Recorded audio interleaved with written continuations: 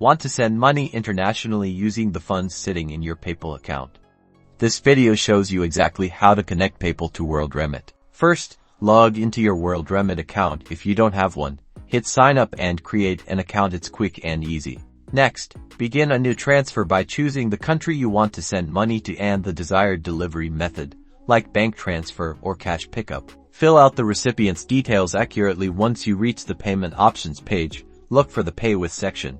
Here's the magic. Select PayPal as your payment method. This will redirect you to the PayPal login page. Log into your PayPal account using your email address and password. Make sure you are on the official PayPal website to avoid any phishing scams. PayPal will ask you to grant Worldremit permission to access your PayPal account. Review the permissions carefully and then click Authorize and Connect. You'll be redirected back to Worldremit, and you should see a confirmation message that your PayPal account is successfully linked. Now, you can use your PayPal balance to fund your Worldremit transfer.